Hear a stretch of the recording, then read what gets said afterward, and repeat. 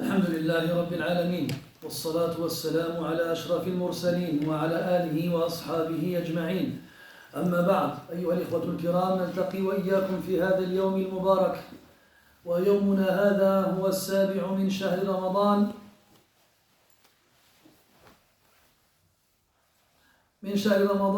لعام 42 و400 وألف للهجرة. أخوي أنا لست مكلفا بإدارة الصوت، أعتذر. شوف يا حبيبي، شوف مع أحد المسؤولين ربما يقفون بالباب، شوف معهم ربما يصلحوا لها المشكلة. بارك الله فيك. ويومنا هذا يوافق 19 من شهر أبريل لعام 21 و2000 كعادتنا منذ بداية هذا الشهر الكريم، ونحن نقرأ كتاب الإمام أبي بكر محمد بن الحسين الأجري رحمه الله تعالى المعروف بأخلاق حملة القرآن، وما زلنا بصدد الباب الرابع الذي يذكر فيه المصنف رحمه الله جملة من الآداب التي ينبغي لحامل القرآن ومن يرغب في حفظه وحمله بين جنبيه أن يتخلق بها. Mes très chers frères, nous nous réunissons comme chaque jour depuis le début du mois de Ramadan. Nous sommes dans la 7e journée du mois de Ramadan 1442, c'est-à-dire le 19 avril 2021. Donc comme chaque jour à peu près depuis le début du mois, et nous lisons ensemble ce livre écrit par l'imam Abu Bakr Muhammad ibn al-Hussein al-Ajurri rahimahullah ta'ala, intitulé Akhlaq Hamalat al-Qur'an, c'est-à-dire l'éthique ou les bienséances des porteurs du Coran.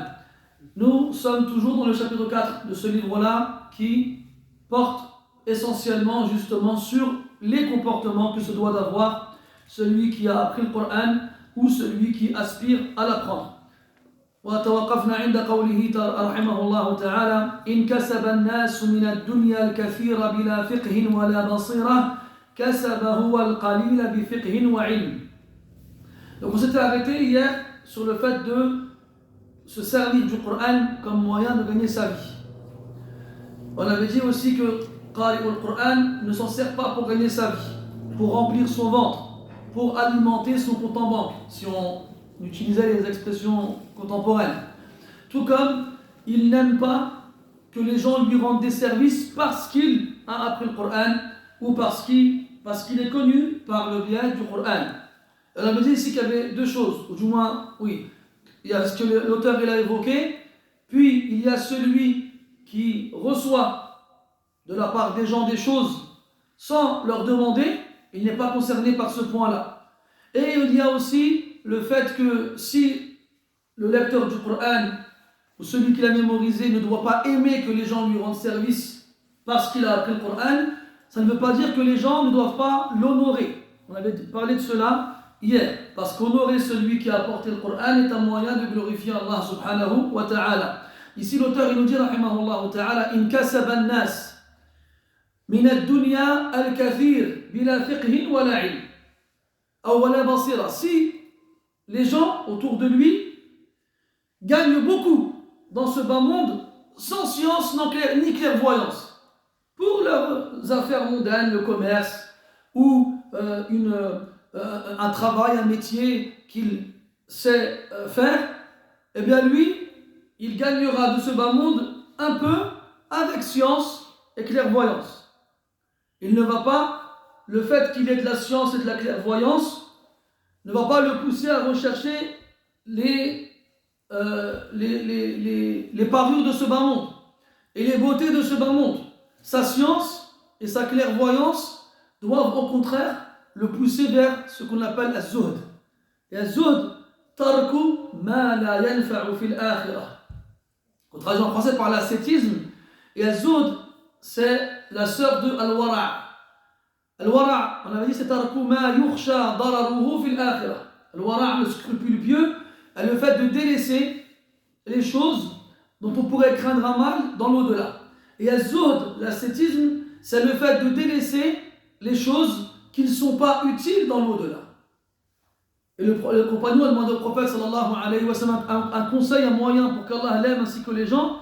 Il lui a répondu izhad fima inda Allah ou izhad fi dunya yuhibbaka Allah wazhad fi ma inda an-nas yuhibbaka an-nas.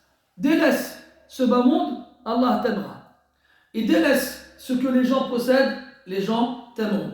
Donc plus le lecteur de Coran a de la science et de la clairvoyance, moins il sera intéressé et attiré par les beautés de ce bas monde. Et il la laissera aux autres. Il la laissera aux autres. Lui, tant qu'il a ce qui lui suffit de ce bas monde, il n'a pas besoin d'en avoir plus. Yaktafi bil qalil wa yaqna'u bihi. Il se suffit de peu et s'en contente. Comme il disait Abu al-Atahiya rahimahullah ta'ala, الناس تجزع أن تكون فقيرة. أما c'est الشافعي qui disait ça. Non, c'est الشافعي. الناس تجزع أن تكون فقيرة والفقر خير من غنى يطغيها وغنى النفوس هي الكفاف فإن أبت فجميع ما في الأرض لا يكفيها. Les gens répugnent à être pauvres, alors que la pauvreté est meilleure pour eux qu'une richesse qui les pervertira. Et la vraie richesse est celle de l'âme.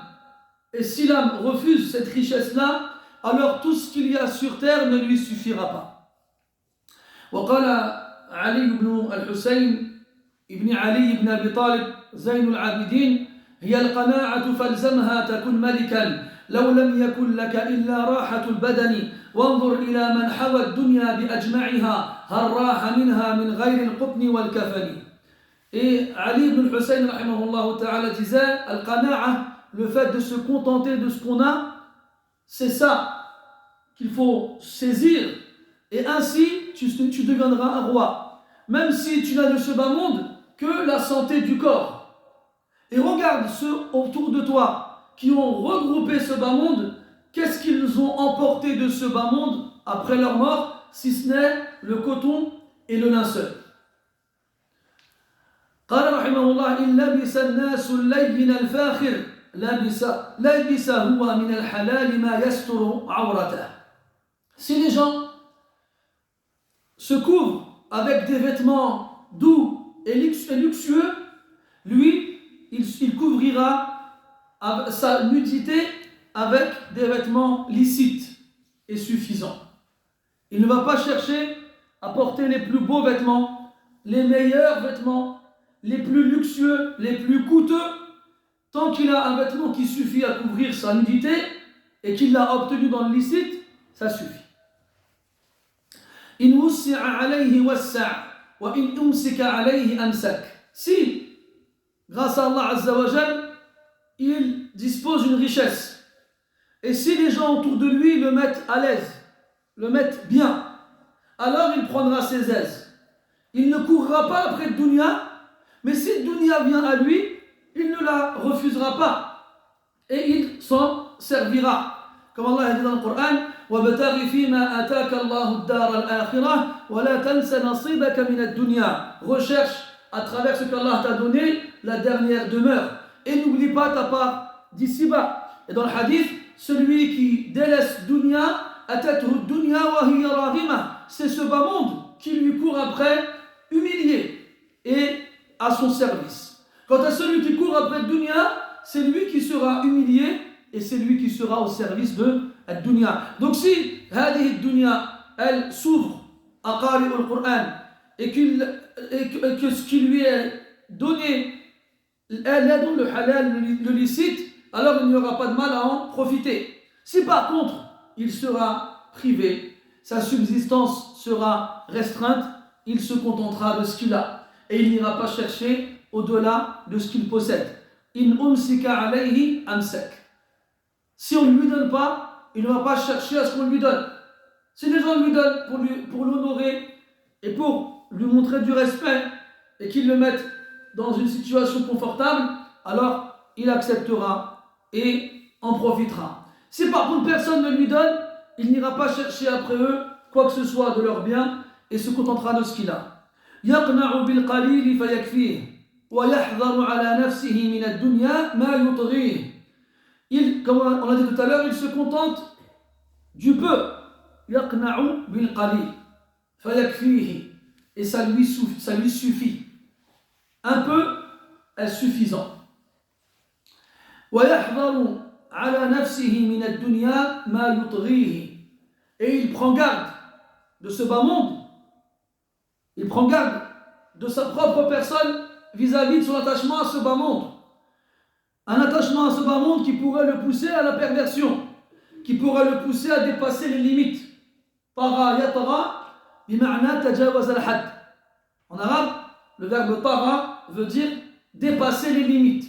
Allah dit dans le Coran: Inna lamma tara al-ma'u hamalnakum fil jariyah. Lorsque l'eau est sortie de son lit, de ses limites, ça fait référence au déluge de l'époque de Nuh alayhi salam. Hamalnakum, nous vous portâmes fil jariyah, sur le bateau qui voguait sur les flots. Donc tara yatara, ça veut dire dépasser les limites. Et l'être humain, lorsqu'il est trop enseveli et enlisé dans ce bas monde, qu'il le veuille ou non, il finira par dépasser les limites. Allah dit dans le Coran: Kalla innal insana la yatagha ar ra'ahu istaghna. L'être humain dépasse les limites, transgresse, se rebelle lorsqu'il se sent à l'abri du besoin. Yatba'u wajibati al-Qur'an wa sunnah. Qari al-Qur'an suit les devoirs qui lui incombent dans le Coran et dans la Sunna. Il ne fait pas de distinction entre elles, entre ces deux sources qui viennent toutes les deux de la révélation, le Coran et la Sunna. Et le Coran appelle à ce qu'on suive la Sunna dans de nombreux versets. Man yuti'ir rasoul faqad ata'a Allah wa man tawalla fama arsalnaka alayhim hafiza. Celui qui obéit au messager, il a certes obéi à Allah. Ou dans notre verset: wa man ya'si Allah wa rasulahu faqad dhalla dhalalan mubina. Et celui qui désobéit à Allah et à son messager s'est certes égaré d'un égarement manifeste ou bien lointain. Ou encore قوله تعالى يا أيها الذين آمنوا أطيعوا الله ورسوله. Obéissez à Allah et à son messager. Et dans l'autre verset, Allah Ta'ala dit: لقد من الله على المؤمنين إذ بعث فيهم رسولا من أنفسهم يتلو عليهم آياته ويزكيهم ويعلمهم الكتاب والحكمة وإن كانوا من قبل لفي ضلال مبين. Et d'autres versets de ce sens-là, dans ce sens-là, qui ordonnent et obligent aux croyants d'obéir au messager sallallahu alayhi wa sallam. Et comme le Coran est la parole d'Allah subhanahu wa ta'ala, et que ne figurent pas dans le Coran les ordres du prophète sallallahu alayhi wa sallam, on doit donc revenir à la sunna pour savoir ce qui nous incombe dans les ordres du prophète alayhi salatu wa sallam. Et Qari al-Qur'an ne fait pas de distinction, contrairement à certains qu'on appelle Zuran wa Kadhiba al-Qur'aniyun, wa hum la yastahiquna mithla hadhihi at-tasmiya. Comme certains qui sont appelés les coranistes, et ils ne méritent pas un nom pareil, parce qu'il est trop noble pour eux, qui prétendent ne suivre que le Coran et ne pas suivre la Sunna. Et cela est dû à leur ignorance profonde du sens du Coran, ainsi que de la législation islamique en général. Cherchons dans le Coran où est-ce qu'il est mentionné qu'on devait faire 5 prières dans la journée et comment est-ce qu'on devait les accomplir. Cherchons dans le Coran quels sont les biens concernés par l'obligation de la zakat et comment s'en acquitter. Cherchons dans le Coran les actes. Non, ne pose pas le Coran par terre. Cherchons dans le Coran les actes qui annulent le jeûne. Cherchons dans le Coran les rites du pèlerinage au détail. Rien de cela n'est mentionné. Sans parler du reste des adorations de l'islam, que ce soit les règles en rapport avec le mariage ou la naissance ou le commerce ou j'en passe et d'autres. Celui qui prétend que le Coran lui suffit et délaisse la sunna, huwa ala shafa halaka nakhsha alayhi min al-kufri fi dunya wa min al-khusran al-mubin fi ad-darain. Celui qui prétend se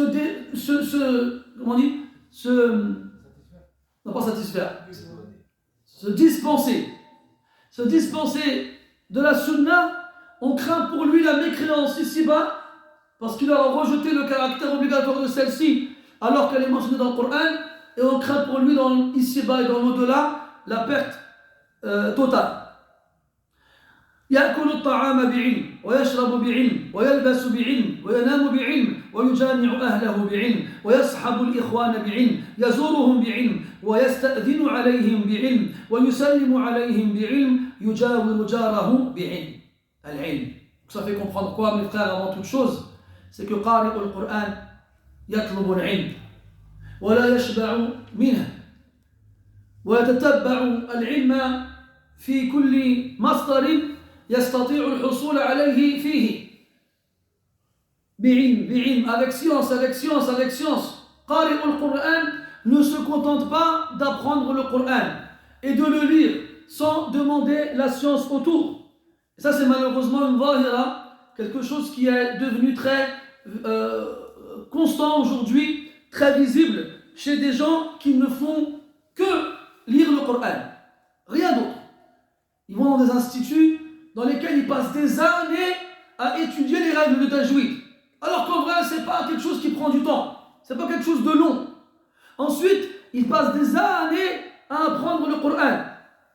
Et quand ils finissent, eh bien, ils recommencent. Et si tu nous demandes comment faire les ablutions correctement, ou la prière, ou le jeûne, ou autre, ils ne savent pas. Là, le Coran met en évidence et fait les éloges des savants.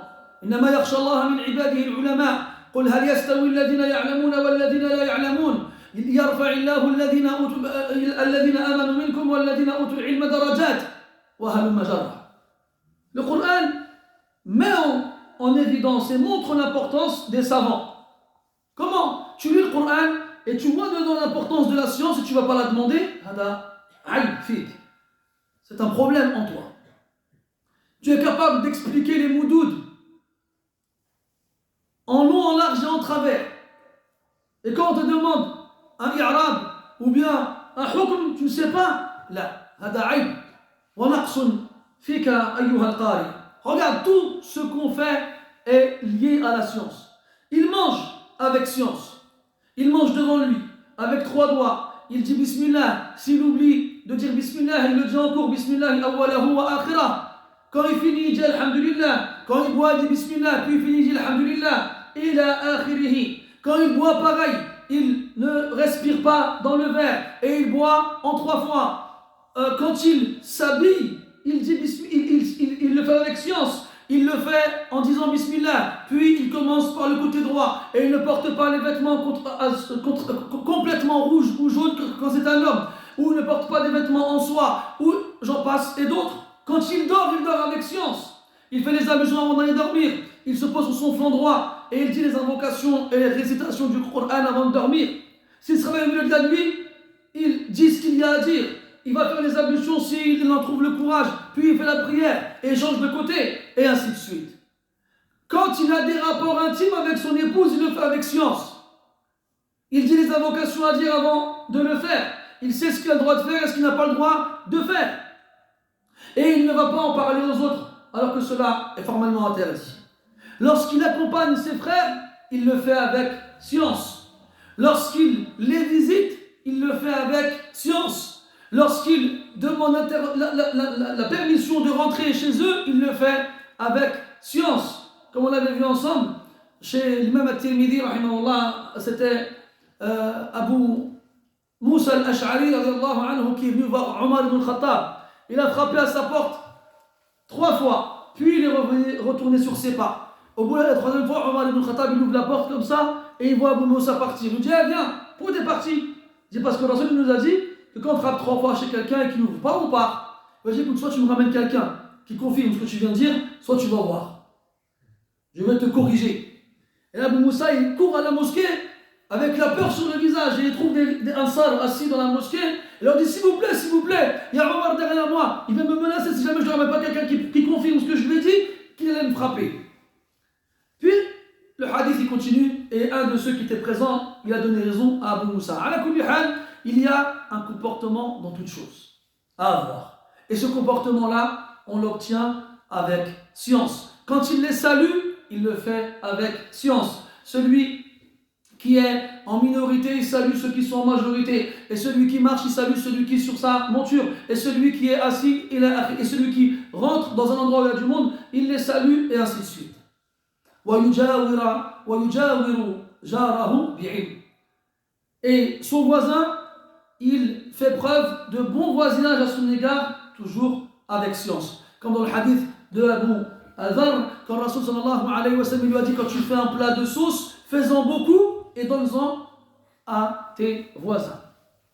إلى غير ذلك يلزم نفسه بر والديه فيخفض لهما جناحه ويخفض لصوتهما صوته ويبذل لهما ماله وينظر إليهما بعين الوقار والرحمة يدعو لهما بالبقاء ويشكر لهما عند الكبر لا يضجر بهما ولا يحقرهما إن استعانا به على طاعة أعانهما وإن استعانا به على معصية لم يعنهما عليها ورفق بهما في معصيته إياهما بحسن الأدب ليرجع عن قبيح ما أراد مما لا يحسن بهما فعله.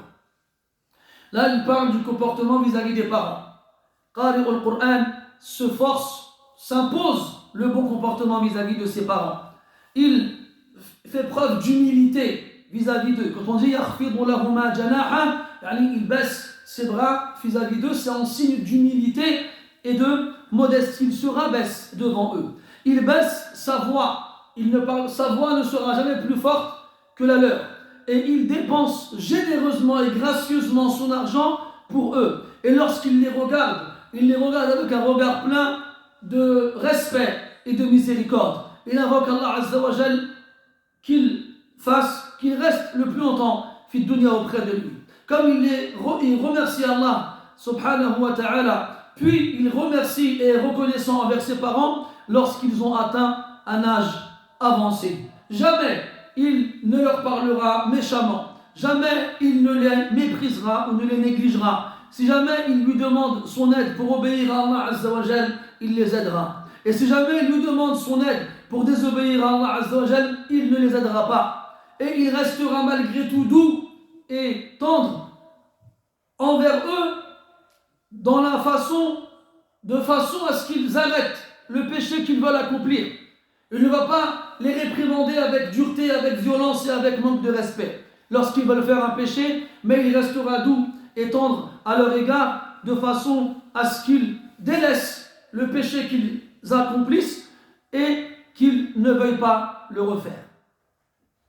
ويصل الرحم ويكره القطيعة من قطعه لم يقطعه ومن عصى الله فيه أطاع الله عز وجل فيه. Pour revenir au point précédent, vous savez, on a déjà eu des parents qui sont venus se plaindre à nous de leurs enfants.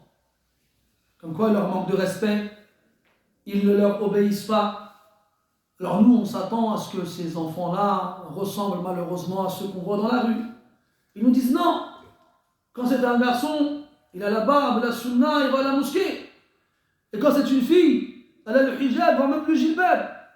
Et ils font des cours, et ils vont apprendre le Coran, et ils parlent de sunna. Subhanallah. Quelle mauvaise image vous donnez de la science que vous prétendez prendre.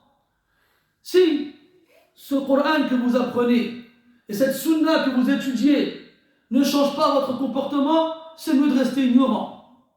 Comme il disait Al-Albani rahimahullah ta'ala, إن لم يفيدك العلم خيرا فخير لك أن لو قد جهلت. Si la science ne t'apporte pas du bien dans ton comportement et ta façon d'être avec les gens et surtout avec tes parents, c'est mieux pour toi d'être ignorant. C'est mieux. Le péché de l'ignorance sera moins pire que celui de la science et avec laquelle on aura de la désobéissance. Des gens qui quittent leur maison en ayant fait pleurer leurs parents. Pourquoi ils quittent leur maison? Pour aller en boîte? Pour aller vendre de la drogue? Non, pour venir à la mosquée. Wallahi, مصيبة. هذا من علامات الخذلان وعدم التوفيق. Ça fait partie des signes de l'abandon. Qu'Allah Ta'ala, il ne veut pas t'accorder sa réussite. Quand tu n'es pas capable de baisser le regard devant tes parents, quand tu n'es pas capable de ne pas lever la voix sur eux, même si ils ont fait une chose qui, selon toi, justifie cela. C'est faux. Rien de ce qu'ils peuvent faire peut justifier ce comportement de ta part à leur égard.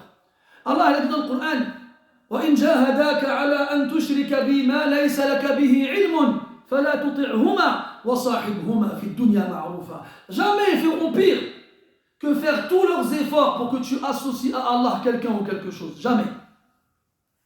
Et Allah Ta'ala a dit, si jamais ils agissent ainsi, ne leur obéis pas. وَصَاحِبْهُمَا فِي الدُّنْيَا مَعْرُوفًا. Et malgré cela, accompagne-les ici-bas de la façon la plus convenable, de la meilleure des façons. On a trouvé chez des salafs certaines personnes qui voulaient faire salat al-istisqa, la prière de la demande de la pluie. Et avant de commencer, ils regardaient dans l'assemblée comme ça, ils disaient Hal fikum aaqun liwalidayhi. Est-ce qu'il y a parmi vous quelqu'un de d'irrespectueux envers ses parents? De toute façon, même si la personne refusera de le dire, on le sait. C'est des choses qui se savent. Et qu'est-ce qu'il faisait? Il disait Ukhruj min baynina. Asa Allahu alla yastajib lana bi sababik. Il l'expulsait. Il ne voulait pas qu'il reste pour demander à Allah la pluie lors de la sécheresse, de peur qu'à cause de lui, Allah ne leur réponde pas. Ya Hassan. Nous on ne se rend pas compte, Wallah. On est là, on est à la mosquée, le Jumu'ah, Salat al-Eid, Al-Qunut al-Tarawih, on est des dizaines, des centaines, on fait dua, tout le monde dit Amin, puis on ne voit pas de résultat. Des fois ça peut être à cause d'une seule personne.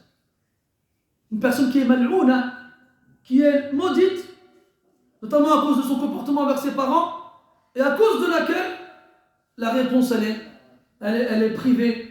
Les gens seront privés de la réponse. Fattaqullah fi anfusikum. Craignez Allah, vous qui prétendez aimer la science et suivre les salafs. Craignez Allah avec vos parents, avec votre père, avec votre mère, surtout s'ils ont atteint un âge avancé. Tous les jours les gens ils meurent. Tous les jours les gens ils perdent leurs parents. Et le jour où notre tour viendra, ce sera trop tard. Aucun retour ne sera possible. Aucun. Et la seule chose qui nous restera, ce sera de demander pardon pour eux.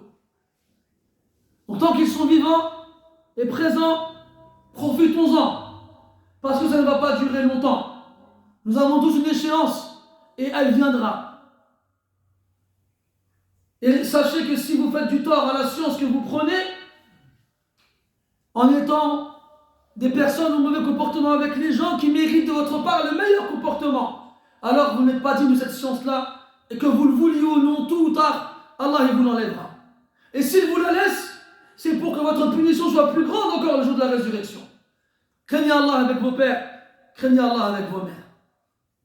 Puis, il conserve et il garde ses liens de parenté. Et il déteste la rupture des liens de parenté. Si jamais quelqu'un dans sa famille coupe les liens avec lui, eh bien lui, il ne les coupe pas. Il continue à aller le voir, à l'appeler, à prendre de ses nouvelles. Et si quelqu'un désobéit à Allah Ta'ala en lui, en le privant de ses droits ou en arrêtant de prendre de ses nouvelles, eh bien lui, il obéit à Allah Ta'ala en lui. Cette règle-là, qui devrait être écrite avec des lettres d'or dans tous nos cœurs, elle vient des compagnons radiyallahu anhum, comme Omar ibn Khattab ou encore Uthman ibn Affan radiyallahu anhum, ils disaient Innaka lan taghliba ahadan asa Allah fik bi'a'zama min an tuti'a Allah fih. Tu n'auras jamais le dessus sur quelqu'un qui a désobéi à Allah en toi avec quelque chose de plus fort que d'obéir à Allah en lui. C'est pas Uthman, c'était Abdullah ibn Mas'ud. Et que quelqu'un désobéisse à Allah en toi n'est pas une raison pour que tu en fasses de même avec lui. Si il désobéit à Allah en toi, toi, obéis à Allah en lui. Et comme on avait vu dans Al-Adab al-Mufrad de Bukhari, rahimahullah ta'ala, ليس الواصل ليس المكافئ أو ليس المكافئ بالواصل. يعني celui, comment fait-nous? Les Maghrébins, on a beaucoup ça. Tu viens chez moi, je viens chez toi. Tu m'invites, je t'invite. Tu m'appelles, je t'appelle. Si jamais il t'appelle pas, il t'invite pas, il vient pas chez toi, eh ben moi aussi je vais pas chez lui. Je l'appelle pas. Et pourquoi il m'appelle pas lui et moi je l'appellerai, je l'appelle pas. Et ainsi les liens de parenté se brisent. Alors qu'en fait, cette notion de donnant-donnant, c'est pas ça, Silatul Rahim. C'est pas ça. Silatul Rahim, c'est d'aller chez celui qui ne vient pas chez toi. C'est de parler à celui qui ne te parle pas. Et de prendre de ses nouvelles quand lui ne pense pas à toi. C'est ça, Silatul Rahim. Et c'est pour ça que tu seras récompensé auprès d'Allah subhanahu wa ta'ala. Quand Allah ta'ala il a créé Ar-Rahim, le lien de parenté, il a dit Ar-Rahim, Allah, Ya Allah, هذا مقام العائذ بك من القطيعة. Ya Allah, voici la place de celui qui se réfugie auprès de toi contre la rupture. Et Allah il lui a répondu أما ترضين أن أصل من وصلك أن أصل من وصلك وأن أقطع من قطعك. قالت نعم. Alors Allah lui a répondu, serais-tu satisfait que je lie celui qui te lie et que je coupe celui qui te coupe? Et là, les liens de parenté ont répondu oui.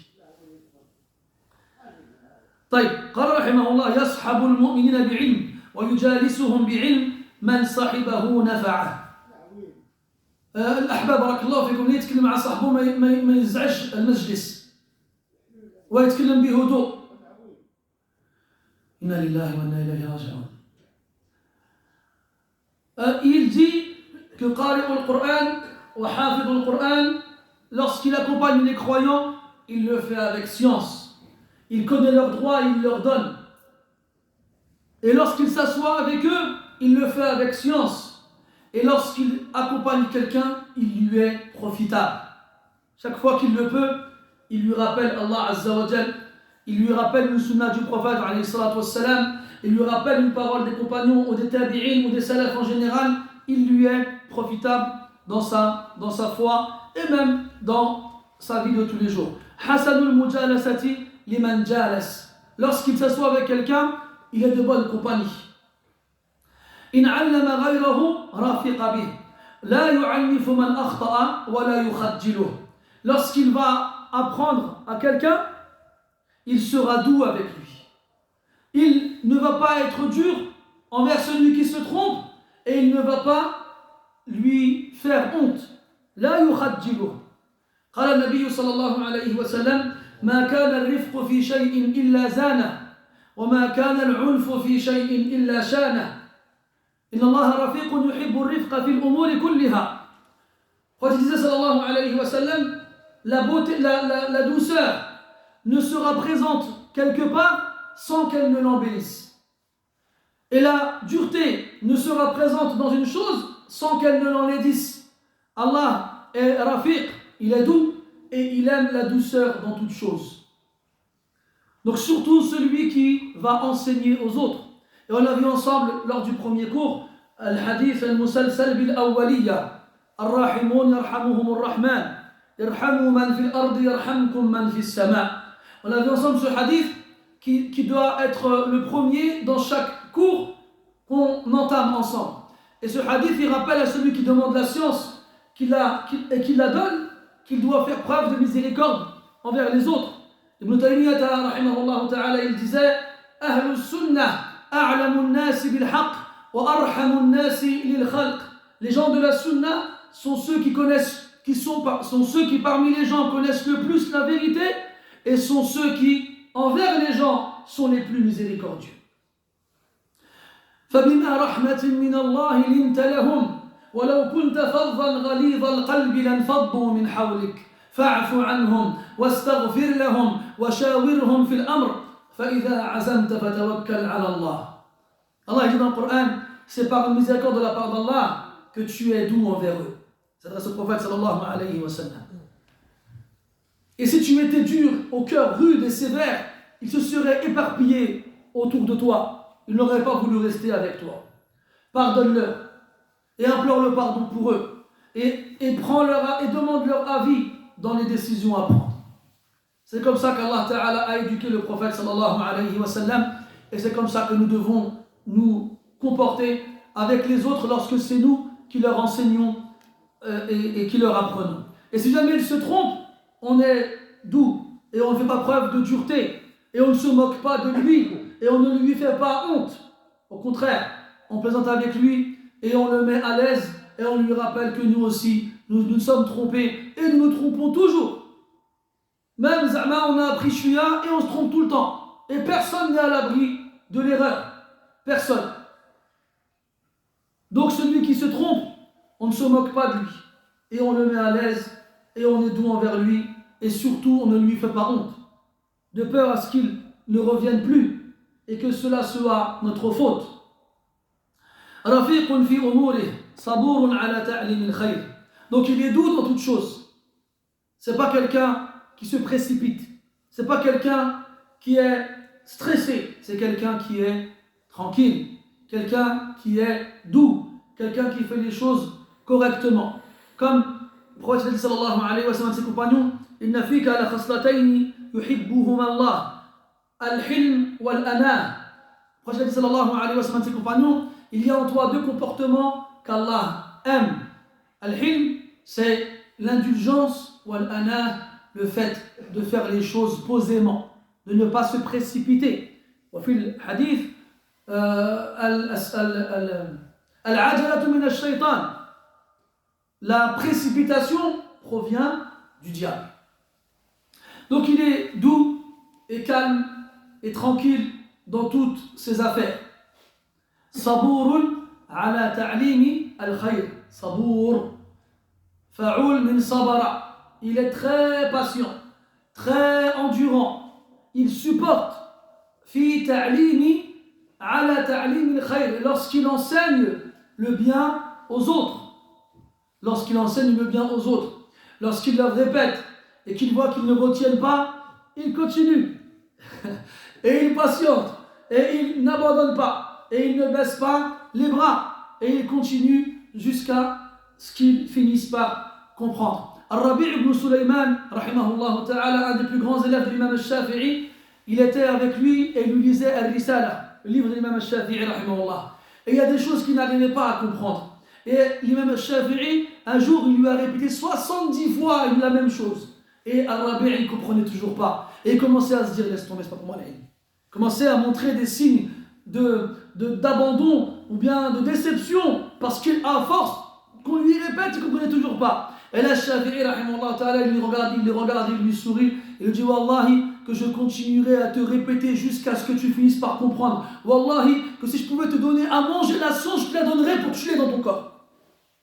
Shafi'i, rahmatullahi alayhi. Voilà comment les salafs, ils étaient avec leurs élèves, et comment leurs élèves, ils sont devenus des savants par la suite.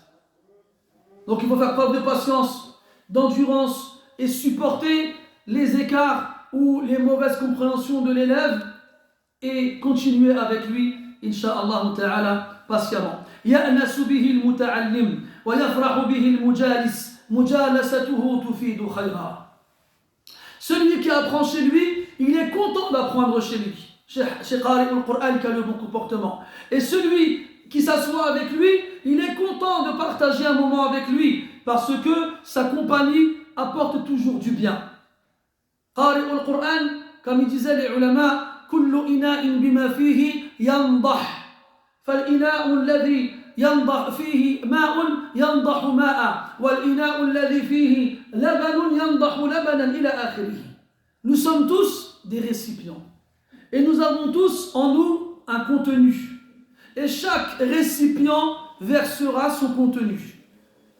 Abdullah ibn Umar radiyallahu anhuma, quand il aimait quelqu'un, il l'appelait Mushkadana. Et Mushkadana, c'est le nom de la petite fiole dans laquelle on met du parfum. Comme quoi, celui qui est bien, bon et profitable pour les autres, il est comparable à une bouteille de parfum. Lorsqu'on l'ouvre, il n'y a que des bonnes odeurs qui en sortent. Des sagesses, des versets, des traditions prophétiques, des anecdotes des compagnons et des salafs, et des comportements ou des jugements, ou j'en passe et d'autres. Quand on s'assoit avec lui, on ne le regrette jamais. Sa compagnie est toujours bonne et agréable. Surtout que le prophète nous a dit sallallahu alayhi wa sallam, ما جلس قوم مجلسا قط لا يذكرون فيه الله وفي رواية لا يصلون فيه على النبي صلى الله عليه وسلم إلا وكان ذلك المجلس عليهم ترة يوم القيامة أو كما قال عليه الصلاة والسلام. Il n'y a pas un groupe de personnes qui s'assoient ensemble sans évoquer Allah ou prier sur le prophète alayhi salatu wassalam, sans que cette assise-là ne soit une source de regret pour eux le jour de la résurrection. Si tu sais que certaines personnes, il n'y a pas de bien à les accompagner, à s'asseoir avec elles, si tu restes avec elles des heures, tu n'entendras pas une seule fois Allah il a dit, ou le prophète il a dit, tu ne t'assois pas avec.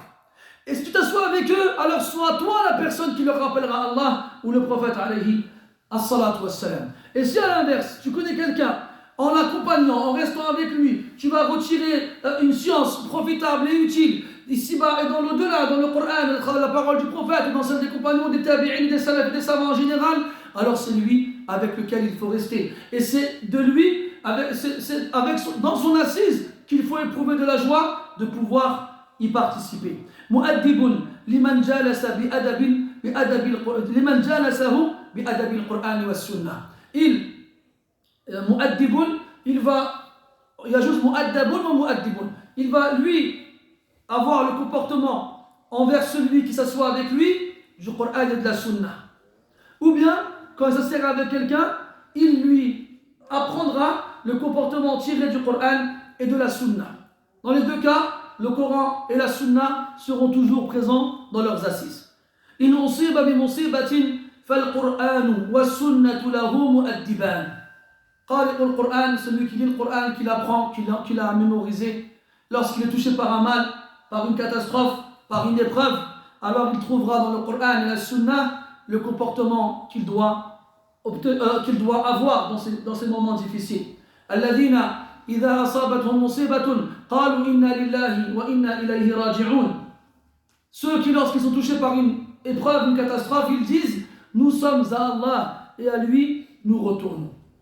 Ou bien ils disent comme le prophète a dit sallallahu alayhi wa sallam après la mort de son fils Ibrahim, inna al-qalba la yahzan wa inna al-ayna la tadma' wa la naqulu illa ma yurdi rabbana wa inna ala firaqika ya Ibrahim la mahzunun. Ou bien ils disent quand ils perdent quelqu'un de leur famille qui leur était proche, certes le cœur est triste et certes les larmes coulent, mais nous ne disons que ce qui satisfait notre Seigneur. Et nous sommes certes vis-à-vis de ta séparation, ô Ibrahim, parmi les attristés. يحزن بعلم ويبكي بعلم ويصبر بعلم يتطهر بعلم ويصلي بعلم ويزكي بعلم ويتصدق بعلم ويصوم بعلم ويحج بعلم ويجاهد بعلم ويكتسب بعلم وينفق بعلم وينبسط في الأمور بعلم وينقبض عنها بعلم قد أدبه القرآن والسنة. Toujours, vous entendez, بعلم بعلم بعلم. La science, elle est partout, dans tout ce qu'il fait, tout le temps. S'il est triste, il le sera avec science. Et comme le prophète sallallahu alayhi wa sallam nous a appris à nous comporter en cas de tristesse, on dit les invocations à dire La ilaha illallah al-alim al-halim, La ilaha illallah rabbul arsh al-azim, ila akhirih. Ou encore Allahumma inni abduka ibn abdika ibn amatika, ila akhirih. On dit les invocations à dire lorsqu'on est touché par la tristesse. Et on se rappelle que ce qui nous touche ne vient que de la part d'Allah subhanahu wa ta'ala. La yusibana illa ma kataba Allahu lana huwa mawlana.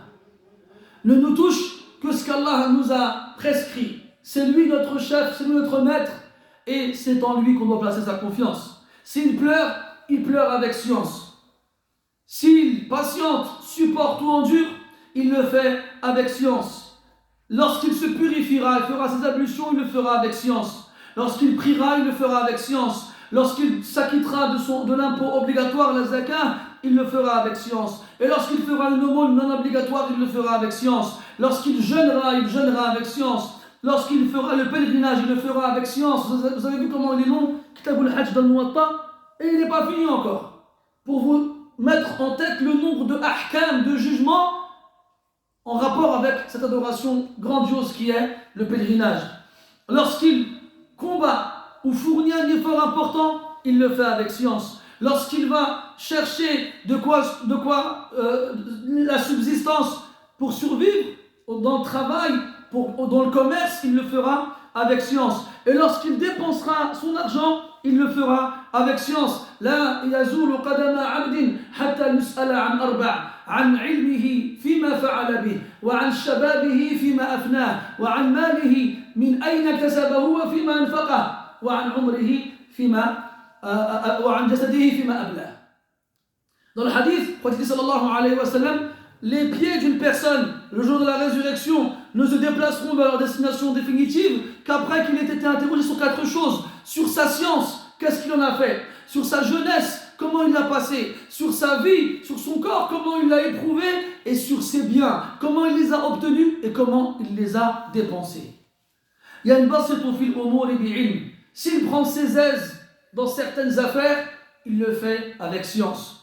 Et si à l'inverse, il se rétracte sur lui-même et n'est pas à l'aise dans certaines choses, il le fera avec science. Comme dans un hadith rapporté par At-Tirmidhi, il y avait Anas ibn Malik radiyallahu anhu, ou un autre dont j'ai oublié le nom, qui parmi les compagnons du prophète sallallahu alayhi wa sallam, qui se sont réunis autour d'un plat dans lequel il y avait du poulet.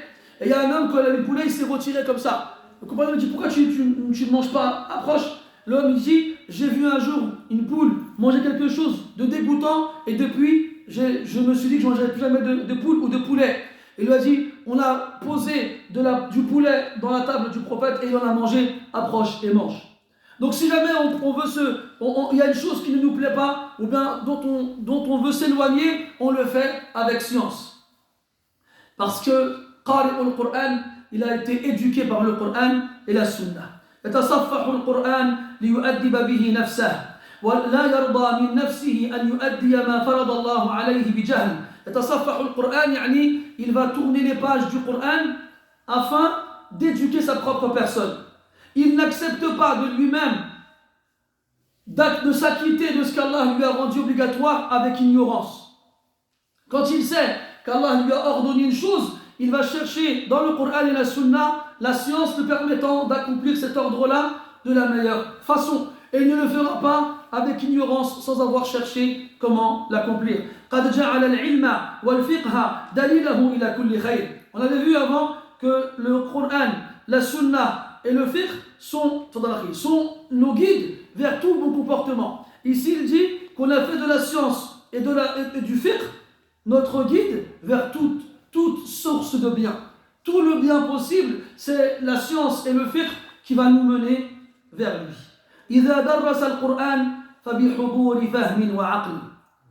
Lorsqu'il va enseigner le Coran, il sera présent. Sa raison, son intelligence sera active et il sera aussi attentif à ce qu'il dira aux gens et à ce que les gens comprendront de lui. Himmatuhu إيقاع الفهم لما ألزمه الله من اتباع ما أمر والانتهاء عما نهى ليس همته متى أختم السورة. Lorsqu'on lit le Coran, lorsque l'on tourne les pages du Mus'haf, le but ce n'est pas quand est-ce que je vais arriver à la fin de la surah. Le but, quand on lit le Coran, lorsqu'on tourne les pages du Mus'haf, c'est de focaliser son attention sur ce qu'on lit, d'asservir sa compréhension totalement sur la lecture, afin de savoir comment suivre les ordres d'Allah subhanahu wa ta'ala et comment délaisser ce qu'il a interdit. C'est ça qui doit nous préoccuper quand on lit le Coran, pas seulement quand est-ce que je vais arriver à la fin de la surah. Himmatuhu mata astaghni billahi an ghayrihi, mata akunu min al-muttaqin, mata akunu min al-muhsinin, mata akunu min al-mutawakkilin, متى أكون من الخاشعين متى أكون من الصابرين متى أكون من الصادقين متى أكون من الخائفين متى أكون من الراجين متى أزهد في الدنيا متى أرغب في الآخرة متى أتوب من الذنوب متى أعرف قدر النعم المتواترة متى أشكر عليها متى أعقل عن الله الخطاب متى أفقه ما أتلو متى أغلب نفسي على ما تهوى متى أجاهد في الله حق الجهاد متى أحفظ لساني متى أغض طرفي متى أحفظ فرجي متى أستحيي من الله حق الحياء متى أشتغل بعيبي متى أصلح ما فسد من أمري متى أحاسب نفسي متى أتزود ليوم معادي متى أكون عن الله راضيا متى أكون بالله واثقا متى أكون بزجر القرآن متعظا متى أكون بذكره عن ذكر غيره مشتغلا متى أحب ما أحب متى أبغض ما أبغض متى أنصح لله متى أخلص له عملي متى أقصر أملي متى أتأهب ليوم موتي وقد غيب عني أجلي متى أعمر قبري متى أفكر في الموقف وشدته متى أفكر في خلوتي مع ربي متى أفكر في المنقلب. الله أكبر. la himma de Qari al-Qur'an? Quelle est sa motivation quand il lit le Coran? À quoi est-ce qu'il pense? Quelle est sa préoccupation quand il lit le Coran? Toutes ces questions les unes après les autres que l'on doit se poser quand on lit le Coran. Quand est-ce que je me suffirai d'Allah Azza wa Jal et me dispenserai des autres? Quand est-ce que je ferai partie des pieux? Quand est-ce que je ferai partie des bienfaisants? Quand est-ce que je ferai partie de ceux qui placent leur confiance en Allah Tabaraka wa Ta'ala pleinement et complètement?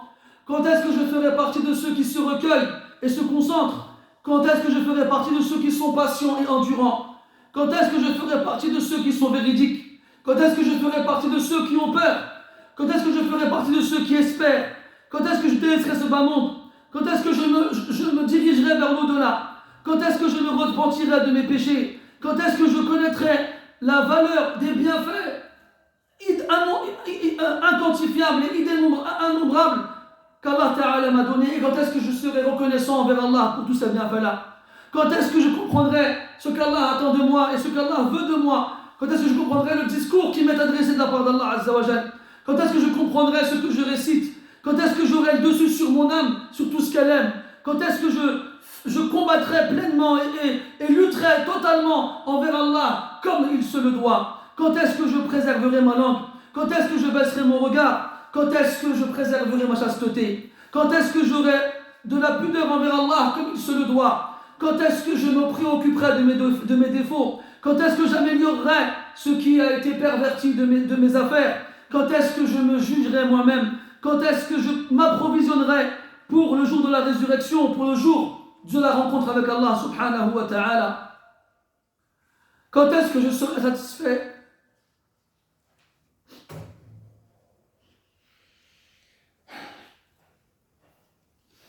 Quand est-ce que je serai satisfait d'Allah subhanahu, de son décret et de ses décisions et de ses choix pour moi? Quand est-ce que je prendrai des exhortations dans les réprimandes présentes dans le Coran? Quand est-ce que lorsque j'évoquerai Allah Azza wa Jal, je ne penserai à personne d'autre que lui?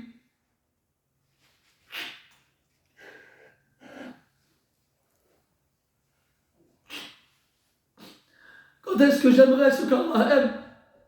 Quand est-ce que je détesterai ce qu'Allah déteste? Quand est-ce que je serai franc envers Allah? Quand est-ce que mes actions seront totalement accomplies pour lui, pour personne d'autre? Quand est-ce que j'arrêterai d'espérer dans des choses futiles? Quand est-ce que je me préparerai pour le jour de ma mort?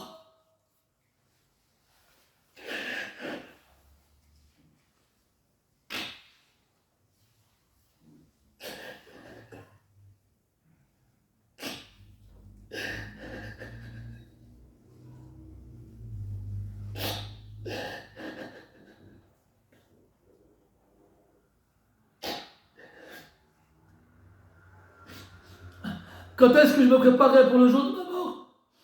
Le jour où mon échéance sera atteinte. Quand est-ce que je remplirai ma tombe?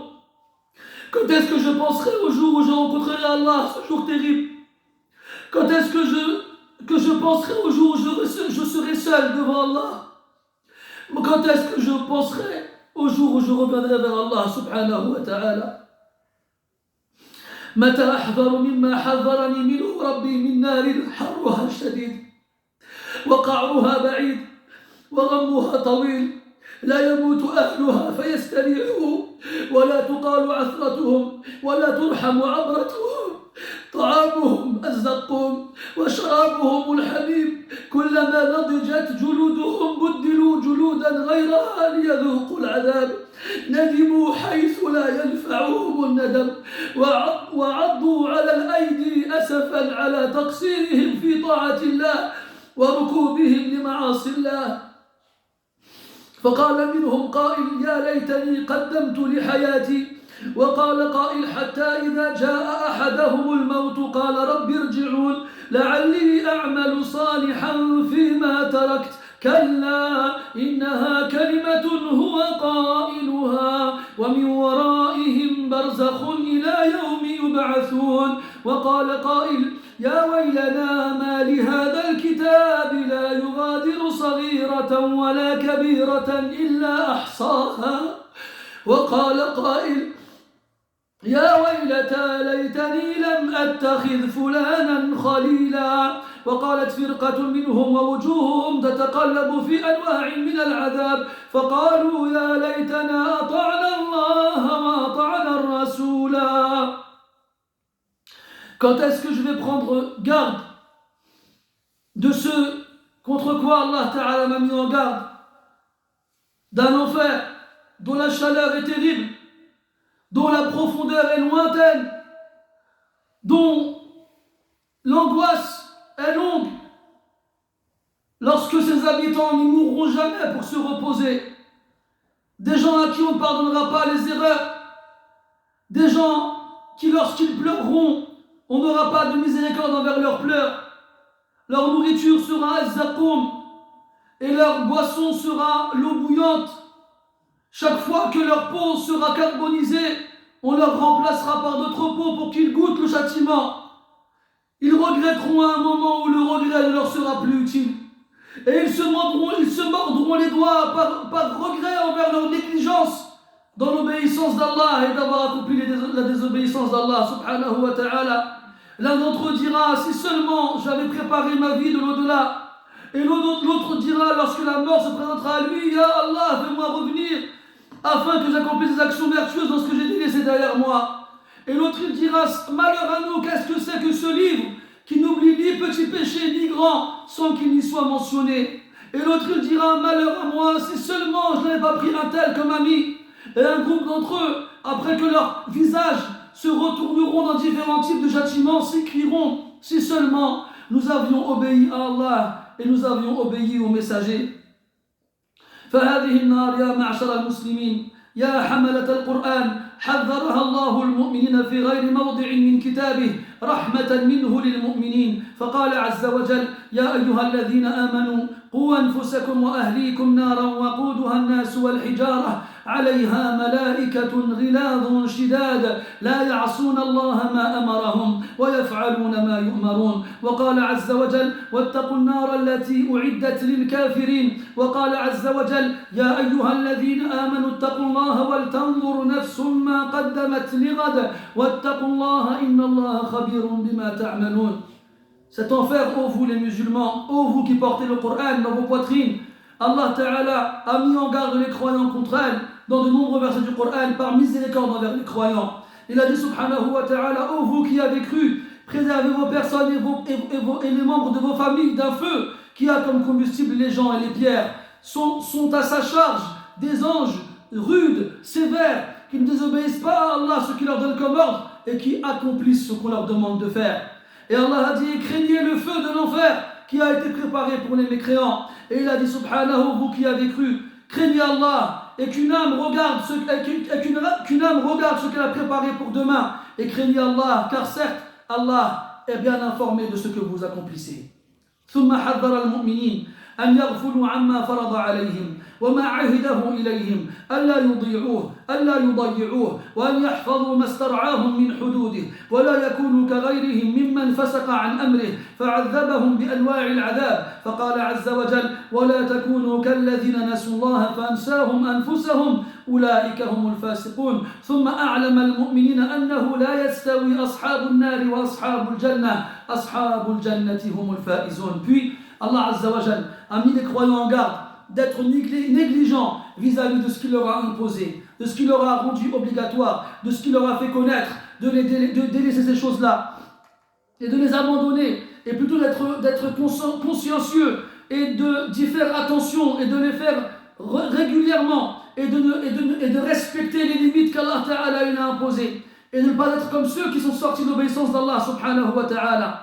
Et ainsi Allah les a punis de différentes façons. Allah Ta'ala dit dans le Coran, et ne soyez pas comme ceux qui ont délaissé Allah, qui ont oublié Allah, alors Allah les a fait s'oublier eux-mêmes. Voici certes ceux qui sont al-fasiqun, les grands désobéissants. Puis après Allah Ta'ala a fait savoir aux croyants que les gens du paradis et les gens de l'enfer ne sont pas égaux. Certes, ce sont les gens du paradis qui sont les victorieux. فالمؤمن العاقل إذا تلا القرآن استعرض القرآن فكان كالمرآة يرى بها ما حسن من فعله وما قبح منه فما حذره مولاه حذره وما خوفه به من عقابه خافه وما رغبه فيه مولاه رغب فيه ورجاه. Le croyant doué de raison, le croyant raisonnable, lorsqu'il lit le Coran, il l'expose à lui ou il s'expose au Coran. Et le Coran sera alors pour lui comme un miroir qui reflètera les bonnes actions qu'il accomplit ainsi que les mauvaises. Ce contre quoi Allah Ta'ala met en garde, il y fera attention et s'en éloignera. Et ce qu'Allah Ta'ala et ce avec quoi Allah Ta'ala effraie ses serviteurs, il en aura peur, notamment sa punition. Et ce vers quoi Allah Ta'ala incitera et encouragera ses serviteurs de le faire, alors il le fera et l'espérera. فمن كانت هذه صفته أو ما قارب هذه الصفة فقد تلاه حق تلاوته ورعاه حق رعايته وكان له القرآن شاهدا وشفيعا وأنيسا وحرزا ومن كان هذا وصفه نفع نفسه ونفع أهله وعاد على والديه وعلى ولده كل خير في الدنيا وفي الآخرة. Celui qui a ces caractéristiques, celles qu'on a évoquées précédemment, ou celui qui est proche de ces caractéristiques-là, il aura certes lu le Coran comme il le faudra, haqqa tilawatihi, de sa vraie lecture, et il l'aura pris en compte et en considération comme il doit être pris en considération. Et le Coran sera pour lui un témoin, un intercesseur, un compagnon et une protection. Et celui qui a ces caractéristiques en lui, il sera utile à lui-même comme il le sera à ses proches, et toute bonne chose ici-bas et dans l'au-delà reviendra aussi et touchera ses parents ainsi que ses enfants. قال رحمه الله تعالى أخبرنا محمد قال حدثنا أبو بكر عبد الله بن سليمان السجستاني قال حدثنا أبو الطاهر أحمد بن عمرو قال أخبرنا ابن وهب قال أخبرني يحيى بن أيوب عن زبان بن فائدة عن سهل بن معاذ الجهني عن أبيه رضي الله عنه أن رسول الله صلى الله عليه وسلم قال من قرأ القرآن وعمل بما فيه ألبس والداه تاجا يوم القيامة ضوءه أحسن من ضوء الشمس في بيوت الدنيا لو كانت فيه فما ظنكم بالذي عمل بهذا. أخبرنا محمد قال أنبأنا أبو عبد الله أحمد بن الحسين بن عبد الجبار الصوفي قال حدثنا شجاع بن مخلد قال حدثنا يعلى بن عبيد عن الأعمش عن خيثمة قال أنه قال مرت امرأة بعيسى بن مريم عليه السلام فقالت طوبى لحجر حملك ولثدي رضعت منه فقال عيسى طوبى لمن قرأ القرآن ثم عمل به. وقال رحمه الله أخبرنا محمد قال حدثنا عمر بن أيوب السقطي قال حدثنا عبيد الله بن عمر القواريري قال حدثنا أبو أحمد الزبيري قال حدثنا بشير بن مهاجر عن عبد الله بن بريدة عن أبيه عن النبي صلى الله عليه وسلم أنه قال يجيء القرآن يوم القيامة إلى الرجل كالرجل الشاحب فيقول له من أنت؟ فيقول أنا الذي أظمأت نهارك وأسهرت ليلك.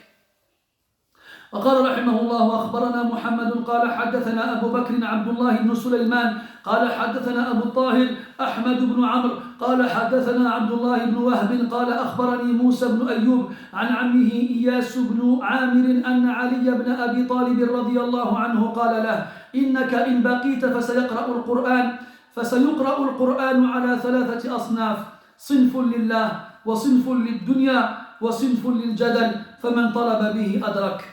قال محمد بن الحسين قد ذكرت أخلاق الصنف الذين قرأوا القرآن يريدون الله عز وجل بقراءتهم وأنا أذكر الصنفين اللذين يريدان بقراءتهم الدنيا والجدل وأصف أخلاقهم حتى يعرفها من اتقى الله فيحضرها. Puis après l'auteur rahimahullah cite une série de textes en rapport avec ce qui a été dit précédemment, notamment le hadith dans lequel le prophète dit sallallahu alayhi wa sallam celui qui lit le Coran, on a dit ensemble que qara'a signifie l'apprendre et le mémoriser. Celui qui lit le Coran et qui le met en pratique, wa amila bima fihi, il met en pratique ce qu'il contient.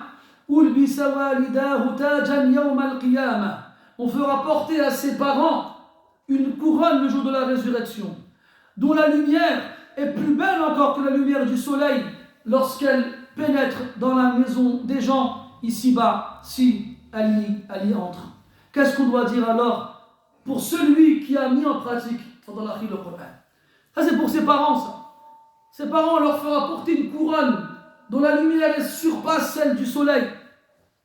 Celui qui a lu le Coran et qui l'a appris, qui l'a appliqué, qu'est-ce qu'on doit dire alors de lui? Qu'est-ce qu'on lui fera porter et qu'est-ce qu'on lui donnera comme honneur? Et Khaythama il rapporte qu'une femme est passée près de Isa ibn Maryam alayhi salam. Elle lui a dit: bonheur à ces cuisses qui t'ont servi de lit et à ce sein duquel tu as tété, en parlant de sa mère. Et lui, Isa, il a répondu alayhi salam: bonheur pour celui qui a lu le Coran puis l'a mis en pratique. Et dans notre hadith, le prophète sallallahu alayhi wa sallam, le jour de la résurrection, le Coran viendra à la personne sous l'apparence d'un jeune homme dans la force de l'âge. Le croyant le verra et lui dira: qui es-tu? Et là, il lui répondra: je suis celui qui t'a assoiffé durant tes journées et qui t'a fait veiller durant tes nuits. Ali radiallahu anhu, il a dit à un de ses compagnons: si jamais tu vis longtemps, tu verras que le Coran se lira de 3 façons, chez 3 groupes différents. Un groupe qui le lira pour Allah, et un groupe qui le lira pour ce bas monde, et un groupe qui le lira pour le débat. Et celui qui recherche une chose à travers sa lecture du Coran, il l'obtiendra. Celui qui le fait pour Allah, il trouvera Allah. Celui qui le fait pour dunya, il trouvera dunya. Et celui qui le fait pour le débat, il le fera pour le débat. Puis l'auteur dit, rahimahullah ta'ala, je t'ai cité les comportements du premier groupe. Ceux qui lisent le Coran et à travers leur lecture, ils recherchent Allah subhanahu wa ta'ala. Et maintenant, je vais te parler des 2 autres groupes, ceux qui recherchent à travers leur lecture ce bas monde et le débat. Et je vais te décrire leur comportement afin que tu les connaisses et que celui qui craint Allah les prenne en garde. Donc tout ce qu'on a vu jusqu'à présent est le comportement que celui qui recherche Allah Ta'ala à travers sa lecture se doit d'avoir et doit tout faire pour réussir à l'obtenir. Et s'il a du mal et s'il n'y arrive pas, il s'efforce et continue et n'abandonne pas et ne baisse pas les bras. C'est pas parce que tu n'arrives pas à une chose aujourd'hui que tu n'y arriveras jamais. Tant que tu continues à demander à Allah son aide, son assistance, avec un cœur pieux et sincère, Allah tabaraka wa ta'ala t'aidera à y arriver. Si tu fais les causes nécessaires, ne te fais pas avoir par le diable qui vient te voir lorsque tu lis une page et que tu as du mal. Quand tu t'assois avec les gens et qui lisent le Coran facilement et aisément et que tu sais que toi tu as du mal à le lire comme eux, tu te dis: moi c'est pas pour moi le Coran, je vais laisser tomber. Là, au contraire, désobéis à ce diable qui essaye de t'éloigner du Coran et continue, ne t'arrête pas, continue à lire le Coran tant que tu le peux et continue à t'efforcer d'avoir le comportement des lecteurs du Coran et de ceux qui l'ont mémorisé et reste avec eux et profite de leur compagnie. Par Allah, même si tu n'arrives pas à faire des choses que eux arrivent, en restant avec eux, bi'idnillahi ta'ala, tu seras récompensé comme eux. Ne te fais pas avoir par ces suggestions des diables humains et démoniaques.